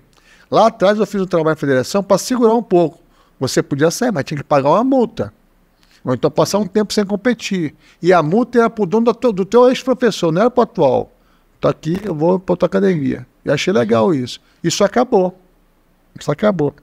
Hoje em dia você está com uma outra academia e recebe equipes só para ter um resultado, né? Entendi. De um troféu, se colocar bem. Eu não acho legal trair, eu não acho. Eu acho que a pior que a traição é a ingratidão do ser humano, né? Tem um peso dobrado. Isso eu aprendi na minha religião, eu não sou ingrato com ninguém. Às vezes tu me sacaneia, mas eu boto na balança. Porra, Rodrigo me ajudou muito. Deu um mole aqui, mas tá tranquilo. E segue a vida. Entendeu? Tem que pensar assim, cara. E essa parte aí do perdão, tu aprendeu muito com o mestre Oswaldo. Ele sabia quem falava, a gente conversava muito. O Oswaldo ficou aqui em Manaus em junho. Ele faleceu 18 de julho. Ele estava no Da Vinci, a gente conversou muito. Aí conversava tanta coisa, a gente ficava olhando e digo, será, meu? Ele estava com câncer, né? Sim. Estava com câncer, estava sendo bem tratado, mas é uma doença maldita, né, cara? É maldita. Quando ela aparece, você tem que se cuidar mesmo e encurta a tua vida, né? Porque você começa a trabalhar a tua mente. Mas ele sempre perdoa. Não, deixa pra lá, velho. Tem pessoas de nome que ele fala, não, deixa pra lá. Ele já me ajudou muito lá atrás. Não tá dando mole aqui, mas deixa pra lá. Eu penso da mesma forma, né? Sabe o que é legal, Rodrigo? Olha, tipo assim, já passei muito sufoco na minha vida. No Rio, então, nem se conta. Não, imagina. Quando eu morei no Rio, eu não sabia cozinhar. E comer fora era muito caro. Eu cozinhava o macarrão, tacava ketchup e misturava para dar uma cor e comia aquilo ali e ia treinar. Entendeu? E fui vivendo. Fui morar com Careca, depois do apartamento, me ensinou a cozinhar, fazer as coisas. Aprendi a fazer feijão com a minha mãe por telefone, na pressão, né? Hoje em dia, um lazer que eu tenho na minha vida é cozinhar. Levar uma comida para minha mãe, fazer uma comida para minhas filhas, para um almoço no final de semana. Então, cara, isso é incrível, cara. Eu só tenho a agradecer a Deus de ter entrado na arte marcial que me fez ser reconhecido, que eu sou reconhecido. Pode falar o que falar, mas eu fiz a parte do Amazonas aqui no Jiu-Jitsu, né? Sim, tem teu inclusive lá atrás, cara, eu briguei sério com o Carlinho, da Confederação. Falei, pô, Carlinho, a gente traz uma equipe de Manaus, vão dormir na academia, tu cobra o mesmo valor da inscrição, tu não dá nem... E vem os gringos, tu paga para os gringos vir lutar aqui no Brasil, tu dá hotel de graça, isso não tá certo, irmão. Não, pô, tu vem ser campeão brasileiro de quê? Campeão brasileiro tem que ter estado, só do Amazonas, Rio, São Paulo. Vem as academias, né? Campeão brasileiro de academia, não é brasileiro de equipe. E nunca teve mundial. Mundial vem a equipe do Brasil, Alemanha, esse é mundial. É mundial de equipe, de academia, isso não tem valor para mim, cara. Entendi. Fica até difícil um governador ajudar uma equipe de Manaus, porque tem 20 academias, tu vai pedir passagem, não dá. É verdade. Se você faz uma seleção, tira a equipe certinha, de faixa preta, ele banca tudo. Cada um faz seu trabalho no seu estado, aí faz o brasileiro mesmo, de seleção de estado. Nunca teve isso. Então a falha começa lá na base da confederação, da federação também, que também não exige nada, aceita. Então tem muita coisa errada. Eu pensei que fosse ver ainda nosso justiça olímpica, eu não vou ver não. Que o negócio não tá legal. Eu acho difícil acontecer. Sabe por que eu não acho legal? Hoje você tem quantas confederações, quantas federações? Isso enfraquece a arte marcial. Podia unir só uma, assim, pegava aqui o presidente da roda, e montar um puta grupo, ia ser forte, todo mundo ia sair ganhando, mas não penso, né? Não penso dessa forma. Lá atrás eu queria montar a equipe para lutar todo mundo junto, para a gente treinar, para ir lutar fora do Rio, né? E eles não queriam por vaidade. Lá na minha academia, o que eu dou para um faixa branca, eu dou para faixa preta. E ponto. Se o branco tiver você pegar o preto, eu fico feliz. Não é porque ele pegou o faixa branca que vai abrir o olho do preto. Ele tá mal, ele tem que voltar a treinar. Porque o juiz é ingrato, né, Rodrigo? Você para, o cara vem e te pega. Não tem como, cara. Muito ingrato, muito ingrato. Aí você fica com raiva do colega. Não, sim. Mano, né? Eu digo, poxa, bicho, ele tá abrindo o teu olho, se você não tá bem. Tem um amigo meu que vai lutar o Jungle Fight, Luiz Pinto. Jungle Fight não, Jungle Class, lá do Bosquinho. Começou a treinar hoje, é outubro, tá se preparando. Ele tem um nome, cara. Sim. Ele não vai chegar lá ele vai pra lutar, pode até perder. Quem é o cara que ele vai lutar? Rapaz, parece que o Bosquinho trabalha de Raul Gazola, né? É mesmo? Parece que vai ser ele. O Luiz tá me falando. Ó, uma grande sacada. Isso é bom, mas foi ideia, acho, do Luiz. Falou, pô, tá no cara de fora, da idade, entendeu? É bom sim. Que traz público, né? Sim, dá sim. Peso no evento. Uma luta boa de marketing. Eu falei, vamos entrar pra ganhar. Foi aquela luta do Luiz Pinto com Bedida, hein, cara? O Arqueiro tava no ringue. É, que foi aquilo? Inclusive o Hélito Bonais, quando esteve aqui, falou que aquilo ali marcou muito pra ele. Ele vendo a luta, ele falou, caraca, que é isso? Ele viu que era uma coisa, uma rivalidade muito grande. Muita gente não sabe, Rodrigo. No dia que teve o evento lá, né? O Bedida também é jiu-jiteiro igual o Luiz. Sim. Só que o Luiz pesava 72 quilos e o Bedida quase 100. Ninguém queria lutar com o Bedida. O Paulinho Peixe que fez esse evento, se eu não me engano, lá no Estúdio 5. Eu digo, eu tenho aqui o Luiz. Luiz, tu quer? Eu digo, vou, mestre. Vai. Não, o Luiz luta com o Bedida. Aí amaram a luta. Só que no dia que teve a luta no Estúdio 5, eu estava me formando em educação física. Eu estava lá no centro, pegando meu canudinho lá. Fui homenageado porque eu fui o aluno com coeficiente maior da minha turma. E já estava começando a porrada no Estúdio 5. Nós chegamos no Estúdio 5, eu, o Luiz, o Coronel Vitor e alguns alunos nossos lá.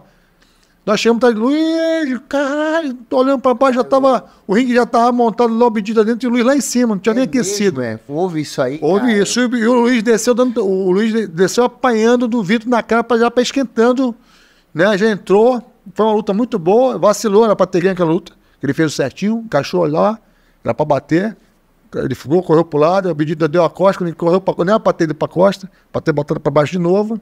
Quando ele subiu para a costa, o Bedida estava muito suado, ele escorregou, e porrada. A gente contratou, ó, não vou jogar toalha, irmão. Não, mestre, não joga não. Eu vou aguentar. É porque foi muito sangue, né, cara? Muito sangue. Acho que foi a luta mais sangrenta que eu vi na minha vida até hoje. Foi muito sangue. E quando o Vitor joga, eu digo, não jogo, cara. Não jogo, porque ele falou que não era para jogar e não vou jogar. Se ele morrer, morreu. Pergunta do Luiz quando ele vem aqui, ele vai te contar. E foi até o final, tanto que os dois não voltaram. Não conseguiram voltar, não tinha condições. condições. O Bedida estourou o joelho e o Luiz está tudo arrebentado. Não tinha condições. Aí foi a final, o Gula com o Hélito. Uma boa luta também. Inesquecível, né, cara? Sim, aquilo ali, o evento marcou, com certeza. Não, mas o Luiz é tranquilo, o Luiz. Só que eu escondi o Luiz quase os 2 meses da mãe dele, né? Pô, dona Matilde ficou louca. Não, a mãe vai ter infartar se ver tua cara, irmão. Como é que foi no outro dia? Como é que tava? Encha tudo, depois no outro dia. Foi na casa do Adolfo. Adolfo foi lá no Aruanã, aquele morador. Foi lá num quartinho lá até desinchar e depois voltou. Mas foi só porrada, não quebrou nada, não, graças a Deus. Não teve fratura aqui, não. Foi só... Corte, né? Teve corte. Teve corte, né? Mas não teve, tipo, fundamento de maladas, essas coisas com osso, né? Porque o Bedida tinha mão grande, né, rapaz? Ele era muito grande. Ele gritou o Luiz da luta o tempo todo ali, administrando a luta, cachorro, passou pro lado. Tu viu a luta, não viu? Sim, eu tava lá. No vacilo ele perdeu. Sim. Entendeu? O Bedida é um grande amigo, um grande lutador também. Era muito experiente também na época. Experiente, aguenta a porrada. Tinha mais estrutura que o Luiz, sim, né? Mais gigante, mais peso. Mas queria aproveitar também que tu falou no início, né? Que com certeza tu viu passar várias lutas dele aqui em Manaus. A tua impressão sobre o Rei Zulu, né, cara? Essa figura tão marcante aí dos anos 80 e início dos anos 90 também. cara era muito grande, né, cara? Eu vi algumas lutas O dele. que eu vejo do Zulu é o seguinte, que eu falo quando... Tipo assim, tu vai chegar na academia, eu tenho mais... Porque o meu jiu-jitsu é defesa pessoal, é uma arte marcial. O jiu-jitsu nunca foi criado para competição. Você aprende para se defender do mais forte, entendeu? Na rua, defender o irmão, defender sua mãe, sua namorada, sua esposa. Isso foi feito para isso. Onde você treinar, você consegue ganhar do cara mais forte. Aí virou esporte. E muita gente esqueceu do jiu-jitsu. Na minha academia, sempre tem pancadaria, sempre tem defesa pessoal, sempre tem pano e no-gi. Você não vai pra rua, vai botar o kimono pra trocar porrada numa situação de perigo. Então tem que estar preparado. Então quando o cara quer treinar pra MMA, ele tem vários testes lá. Porque o lutador que é bom de porrada, igual o Zulu, ele absorve. Absorve e vai pra cima do cara. A estrutura física. A estrutura física absorve. Pra época porque era muito o grande, verdadeiro cara. brigador é que absorve a porrada, é o que bate. O que só bate, toma uma porrada forte e se perde na luta, esse não é um grande lutador. Aí vê o cara tá todo arrebentando, mas tá aí em cima, e no final ele ganha. Você vê várias lutas no MMA aí. Sim. Mas a luta toda, no final ele finaliza, ou ganha. Por quê? Ele absorve. Absorve, no final ele sabe que vai ganhar. Então o Zulu, além da estrutura dele monstro, sempre pegou o cara menor que ele, nunca vi o Zulu, o cara no top dele. Eu acho que nem Nunca tinha no vi. Brasil na época. Acho que o mais perto foi o Boi. Tu lembra do Boi? Sim, sim, Ele sim. entrou até com um negócio de capim pro boi. Aham. Não era assim, polêmico. Lutou com o boi, levou o lance de capim. Lutou com o gato, capim, levou o lance de leite. Não sei se tu lembra. Sim, sim, ele, Achava ele, cômico, ele aquilo, mas sabia. achava legal. Ele tinha uma sacada pra promover a luta, né, cara? E bom, sabe? O negão é um coração bom. Bom. Só que ele vivia daquilo, né? E isso fortalece a gente. Eu, como eu te falei no começo, se eu fosse ganhar dinheiro para lutar no ringue por dinheiro, eu ia morrer de fome. Porque eu não tenho esse sentimento de brigar. Eu brigo pelo sentimento de, tipo assim, de defender alguém. Aí eu brigo. A Se ganhar, honra, né? A honra, a minha família, minha esposa, minhas filhas. Aí eu luto, sem pagar nada, entendeu? Mas, pô, tá aqui 100 mil. Pô, o que o Rodrigo fez comigo, cara, pra ganhar 100 mil? Não, eu não sou desse nível de profissional, eu não tenho essa índole, entendeu? Mas é isso, a gente que vive disso. Eu acho legal que depois que acaba, ele se beija e se abaixa. Eu não tenho esse controle, entendeu? Mas a vida é isso. Best, estamos aqui meio que caminhando para a reta final do programa e eu sempre faço essas perguntas também. Eu vou falando uns nomes e tu vai falando. Bate-pronto. Isso, bate pronto, exatamente. Mestre Osvaldo, Grande pai. Federação Amazonense de Jiu-Jitsu, Evoluiu muito, mas tem que ajustar algumas coisas. posição preferida no Jiu-Jitsu. Aquela posição quando tu chega e fala, agora cheguei. Na minha época era costa. Chegava a costa, eu pegava. Hoje ainda é? Quando tu treina assim, tu Eu gosta? sempre faço variante braço para costa, mas eu tenho mais confiança na gola. Porque às vezes você pega um braço, o cara deixa quebrar, mas não bate. Na gola, se não bater, tu apaga. Então eu confio mais na gola. Estrangulamento. Teu melhor aluno, essa é difícil, hein? Porque tem tantos faixa preta. Eu tenho muitos bons alunos, né? Mas eu queria só, tipo assim, o meu primeiro aluno, que começou tudo comigo ali, foi o Marquinhos Macaxeira. Não sei se tu lembra dele. Eu já ouvi falar. Ganhou, fez luta com o Saulo lá atrás, ganhou do Saulo. O cara ganhou do Danilo, finalizou o Danilo. Entendeu? Pô, que legal. Não que foi tava na barraco não, né? Não, né? Esse sempre foi da HB, nunca fui treinar em lugar nenhum. Esse foi um que foi lá no Oswaldo. Rapaz, aí o Oswaldo na época tinha um Amauri, não era o Amauri Bitete, o Amauri bom também, faixa azul. E fez uma luta lá, ganhando do Amauri. Na maldade, o Amauri estourou o joelho do moleque lá. Eu sabia, olhei pra cara dele assim, o Oswaldo ficou com raiva do cara. Aham. Que ninguém luta pra machucar ninguém, né? Ainda mais no treino de academia. Né? Lá eu fico ligado no meu treino pra ninguém se machucar, cara. Parou, Rodrigo, parou, irmão. Eu tô vendo aqui, pode machucar. E vai parar e vai voltando pro zero. Ele tem que proteger o aluno, ninguém quer machucar. Machuca no campeonato, numa luta, você vai se machucar. Mas na academia, a intenção do professor e mestre é proteger o aluno sempre. Entendeu? Eu tô dando aula com o projeto, eu boto 16 dupla pra lutar, tu imagina? E ligar nas crianças. Tem que ter uma, Parou! tem que ter uma atenção, tem que ter uma atenção. dobrada. Copacabana. Porra, ali cidade maravilhosa, né? Bahia, morei ali, acho que em Copacabana, morei 1 ano no meu tio e 10 anos em Copacabana. Cara, eu morei 16 anos lá, sinto muita saudade. Até hoje eu ando de sandália que mandar pra tudo que é lugar, E cara. outra coisa que eu achava legal de Copacabana, as pracinhas, o pessoal idoso com os cachorros, o amor pelo cachorro. É a maior população de cachorro do Brasil. Então, tá em Copacabana. E eu chego no Rio, eu vou pra Copacabana, cara. Eu tenho uma pousada ali na Santa Clara, ali, uma amiga nossa, uma paraguaia, que é bom e barato, e eu sempre tô lá. Tá sempre lá. É uma quadra da praia. Sim, que legal. Eu acho que vou pra Barra, né? Dá uma rolê na Barra, no Recreio, mas Copacabana é meu bairro de coração. Que legal, que legal. Vamos ver que mais... aquela época do CIEC, que fala pra mim, que te lembra, assim, uma palavra que pudesse definir os campeonatos do CIEC? Profissionalização. Ali começou o início da profissionalização. Porque ali começou a pintar mais patrocínio, não só para a federação, como os próprios atletas, porque teve mais visibilidade, entendeu? Eu comecei a ver nos kimonos do pessoal mais patrocínio que não tinha antes. Sérgio Penha. 01 do Mestre Oswaldo, para mim é o 01 também, né? O filho dele teve aqui em Manaus uma época treinando lá na academia. E foi campeão de wrestling estadual nos Estados Unidos, sabe disso, né? Não sabia. O moleque é fera, wrestling. Que legal, que legal. E ser campeão no estado assim é complicado, viu? Muito amigo nosso, o Sérgio, sempre a gente bate papo pelo WhatsApp. É um cara que tem um amor muito grande pelo Amazonas, por Manaus. Fez grandes amizades aqui. Quero ver se em algum momento eu possa trazer ele aqui. Não, para curtir mesmo, passear de barco, rever o Luiz, o Nandinho. A gente vai planejar isso aí. Se Deus quiser, ele vem aqui contigo. Vamos gastar de um prazer. Monteiro. Grande adversário, grandes amigos. Que legal, que legal. E a rivalidade faz a outra academia crescer, né? Lógico, como eu te falei, eu tive meu momento, ele teve os dele. A NV, depois que mudou para a União, também teve os dele. O Pina tá tendo, o Olei teve. Quer dizer, todo mundo tem seu momento, né, Rodrigo? Isso é dedicação e trabalho, entendeu?